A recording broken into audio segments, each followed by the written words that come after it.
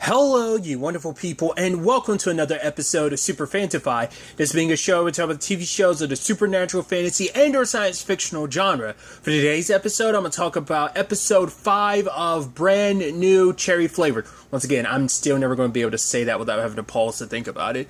A lot of interesting things went down in this episode, so let's break it down. So, we have Lisa finding Mike, that being Jennifer's husband.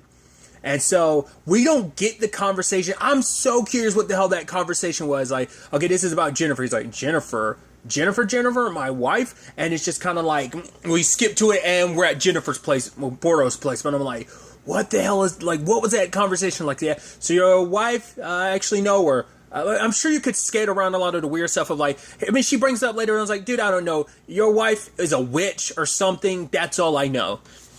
Because it's like, wait, she's living here. He's so confused what she's been up to the past 10 years.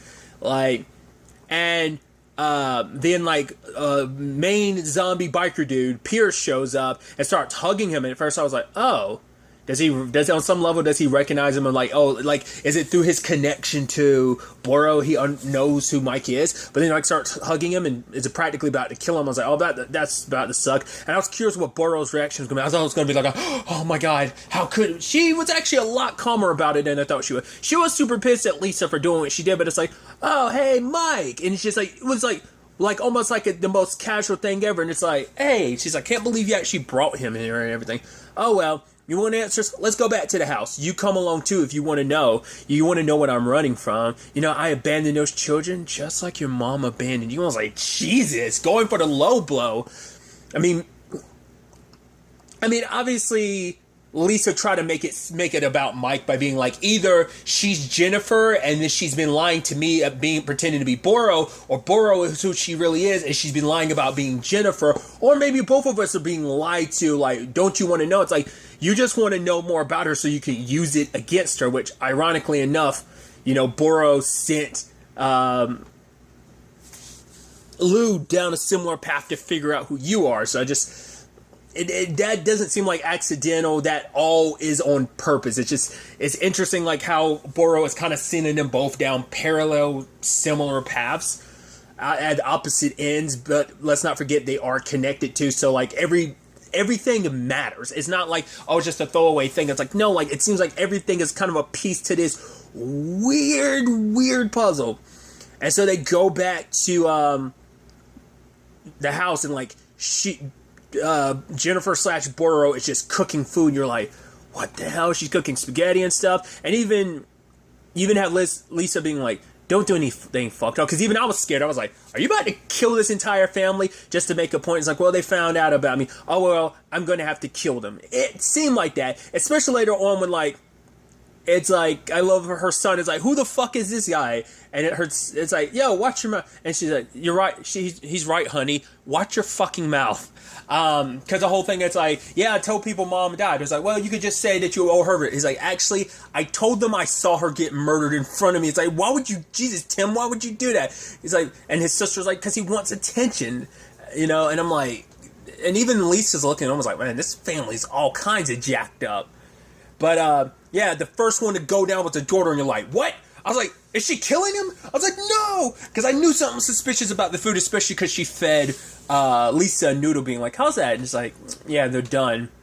I was like, would you really take any? I mean, I guess like all the food she's giving you has led you down this supernatural path, so I wouldn't trust a damn thing. But I guess it's like, because it seemed like it was normal food, you didn't think much of it. It's like, okay, it's a single noodle. There's no guinea pig. There's nothing else weird mixed into it. It looks like a regular noodle. Maybe all the secret stuff was in the sauce. So I guess that's the benefit of you not really eating and you just eating the noodle and not the sauce. Because maybe it's because she knows, like, I know better than, it's like, why taste the noodle then if you're not going to eat with everyone else? Either just because she's like, I'm not hungry, or it's just kind of like, oh, I know better. I have no idea. But like I said, everyone starts dropping, and then we get the reveal of like, and I was somewhat close in my thoughts about things while also still being very far off. So my thought, I want to say it came up last episode. I thought this whole thing, like, everything going with Boro / Jennifer was a curse. It's like I need to pass it on to somebody, and Lisa's going to be that person. I was somewhat right that it is about passing something on to Lisa, but it's because it's like, no, I'm not your mom. Like, this body, like, you were thinking, like, oh, you came out of this body?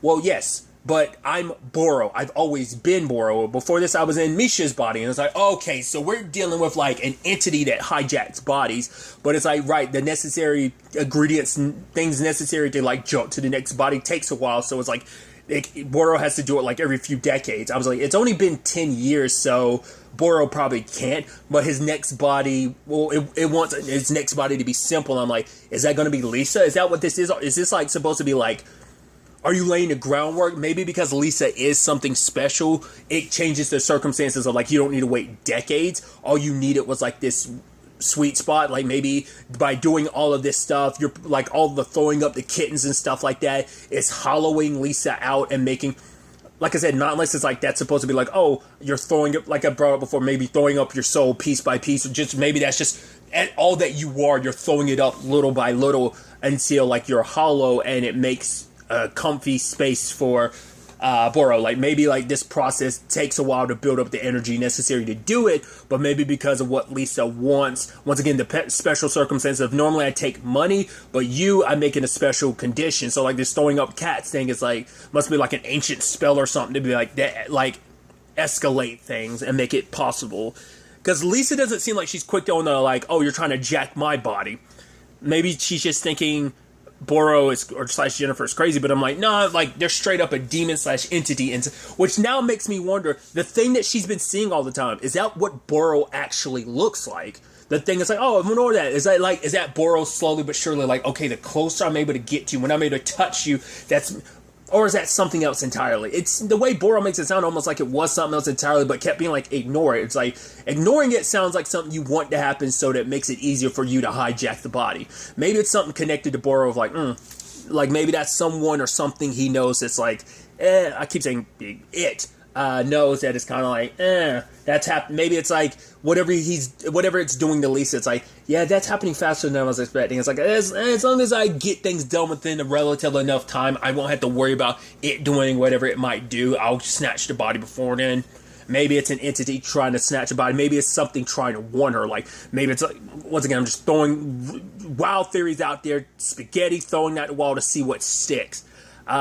Maybe it's like that thing's actually her mom, and that's why she can't find her mom or anywhere, because her mom's turned into that thing. She's dead and been morphed into that thing. Maybe Boro turned her into that. I don't know. A lot of stuff kind of going through my, I don't know. And then slowly but surely, after everyone passed out, it's like, cool, now we're going to have to wipe everybody's memories. So she goes in there, starts jacking stuff up people's noses, pulling something out from their brains to make it so it's like, okay, so this way they don't remember they met me or any of all of this. Later on, they wake up not knowing who they are or who each other is. So it's like, oh, cool. So either she went back for seconds after Lisa left and decided to do a lot more, or it just, yeah, it isn't a science, it is a science, and just, I don't know, Boro just, like, did the crappy job and just took more than, even though it was that small fragment, maybe it was enough to, like, throw the whole brain off the system and just kind of screwed up their memories in general. Like I said, we didn't see what happened after Lisa left, so Boro could have just gone back for seconds. It's like, why stop with one, like, just these few memories? Why don't get everything else? So, so that's kind of sad, because it's like, oh, you don't have to worry about them remembering Lisa or Boro / Jennifer or anything, because they don't remember anything. They don't know each other. They probably don't know themselves, so. And there's no recovery for that, because she literally ate your brains to make that happen. Like I said, it could just be an accidental byproduct, or maybe that was the intention to begin with.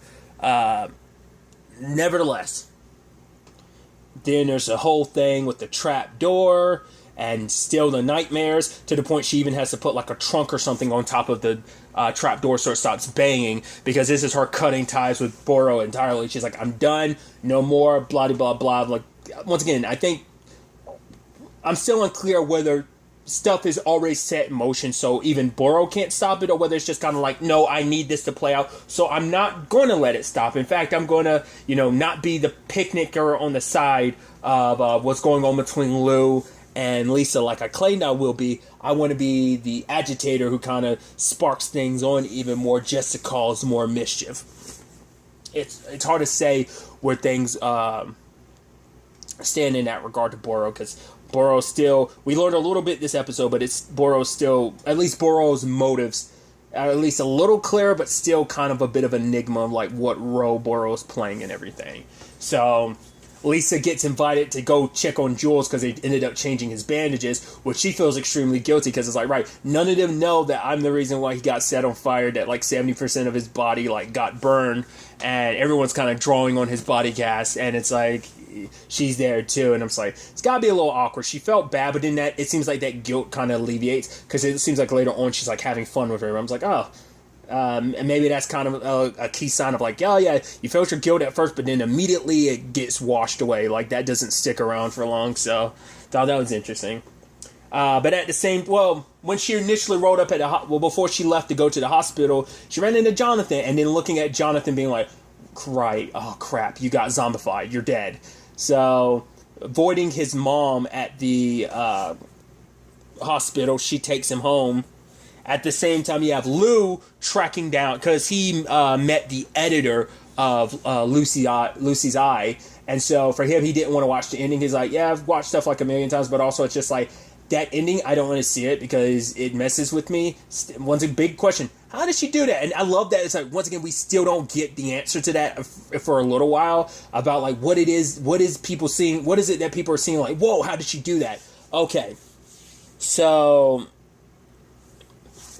the fact is that he brings up like, okay, he wasn't there, but the only people were Lisa and the actress Mary, because it turns out it was Mary's house, or at least her parents' house that they owned, or whatever, they're dead or whatever, and that's where they were filming stuff in the woods. He only knows kind of like the aftermath, but he doesn't know like exactly what went down. So Lou went to investigate and meets Mary, and then we see Mary at the eye patch, and it wasn't till like partway through it, I was like, it was her freaking eyeball we've been seeing all over the place. The like main picture of Lisa with the eyeball in her mouth. The eyeball she saw below the trap door. The one she saw in Jonathan's glass. It was her eye. Once again, fitting the theme of the movie. Oh, Lucy's eye. And so then she starts explaining like, the fact is that Lisa kept pushing her and pushing her to the point she's like, I couldn't tell who was Mary and who was Lucy anymore, to the point that she starts seeing stuff. And then we see like Lisa behind the camera looking demented, because that's so interesting, because this entire series has been setting her up as kind of like she's the victim trying to get revenge, but you know, maybe there's something, maybe it's gonna be one of those mad twists where it's like, oh man, like Lou seems like the bad guy, Boros seems like the bad guy, tormenting, and like it's like, oh, this girl wants revenge, and Boros this creature trying to get her revenge. But what if in actuality like Lisa's something else herself, and that's going to get revealed where it's like, oh, I'm not the innocent person I made myself to be, that there is something dark twisted in me. I mean, hell, maybe that has something to do with the kitten she's throwing up, but like behind the camera she looks so twisted and a little demented and scary. But then like the way Mary kind of saw her was like what Lou kept seeing in his head, like in those little flashes. It almost looks like someone wearing a rucksack over their head, but it was almost like a mask. Like he's seeing that, and that's what Mary saw, and she basically passed out. Sometime later, they found her like a mile down the road, covered in blood, her eye missing, because she has no idea what actually happened to it. She actually talks about not wanting to have anything to do with the movie. She doesn't even want to see it because Lou offered to show it to her. And then he comes back. Hey, Jonathan. Oh, Jonathan, what's wrong? He's not reacting to anything. Won't eat anything. But the moment he hears the dog food, because the zombies are pretty much Boros' dogs, so they are like react to like the sound of the can opening and everything. So there's that. There's also the fact is that he reacts to Lisa's name, and he's like, Lisa? And then Jonathan gave him a thumbs up, and he gave him a thumbs up back, and it's like, goes to the hospital, confronts Lisa, which is like, whoa, that was Lou Burke? And it's like, what was he so pissed about? And it's like, Code is the only one that knows. It's like, right, you have to stop her. I don't think the others are as well in the know as Code is about like what's going on. He's like, and she's like, I am trying to stop her. But Lou having like, oh, what she did to my son, is it reversible? Even Lisa being like, it wasn't me. It really wasn't. It's like, she only wanted to hurt you. She didn't mean to hurt Jonathan. Jonathan never did anything to her. In fact, he gave her the go-ahead to curse you and hurt you. But once again, the double-edged blade to it. Like I said, I brought it up in a previous review. I'm surprised that didn't hit the personal circle. I mean, the closest thing it did was hit Jules. Hasn't really affected, like, Christine or Code or even Roy in a negative sense. The weird stuff has happened, but it's not affecting them in a necessarily negative sense. Only people it has been affecting is Jules and mainly the people around Lou, including his son, now who's basically a zombie, and is like, can that be reversed? So Lou wants it done. It's like, right, I'm putting it back on the table. I need Lisa gone. It's like, right, we'll take care of it. So, because I was wondering why, like, Home Dude, the uncle, wasn't a part of it, but he was sneezing earlier. It makes you wonder, was like, was that part of everything?